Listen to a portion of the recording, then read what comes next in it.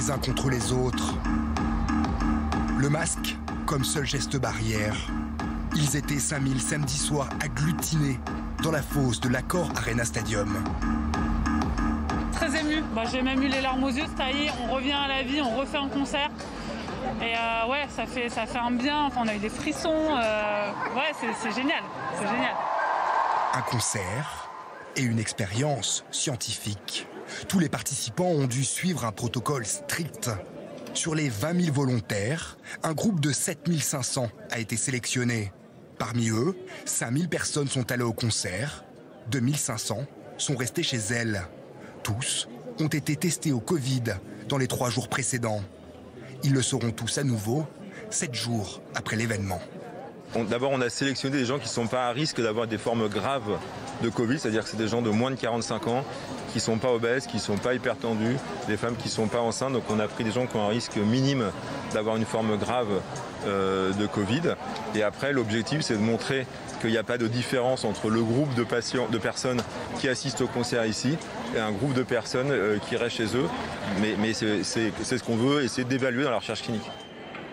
Samedi, les 5000 personnes sélectionnées pour le concert doivent présenter à l'entrée un test salivaire réalisé le jour même. Malgré ce lourd protocole, tous les participants semblent ravis de jouer les cobayes le temps d'un concert. Ça fait 2 ans qu'on n'a pas fait de concert, qu'on n'a pas vu Bercy rempli, qu'on n'a pas vu les salles remplies tout court, l'ambiance des concerts. Si ça se trouve, ça ne marchera pas et peut-être que ce sera le seul concert qui se passera comme ça, sans distanciation sociale. C'était hyper important d'être là. Et là, on retrouve une vie d'avant. On a un masque, c'est sûr. On a fait 2-3 tests avant, mais c'est le chemin vers une nouvelle vie. C'est parti pour 1h30 de spectacle avec le DJ Étienne de Crécy et le groupe de rock Indochine. Les spectateurs sont filmés en permanence par des caméras intelligentes qui permettent de surveiller si le port du masque est bien respecté.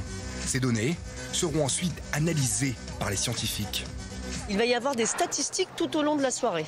Et donc le nombre de visages est juste compté en termes de statistiques et on compte sur le nombre d'images prises, combien il y a de images avec masque bien porté. Et on peut dire que 100% des masques seront bien portés à l'arrivée au concert et qu'au fur et à mesure que le concert se passera, que les gens danseront, s'amuseront, par exemple s'ils sont au début de la fosse ou en fond de fosse, si effectivement le masque peut être mal porté ou même plus du tout porté.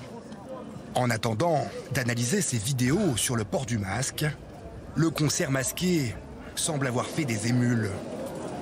En fait, le masque, je trouve ça plutôt pas mal pour un concert. Parce que comme ça, on peut chanter et on ne nous grille pas quand on chante faux.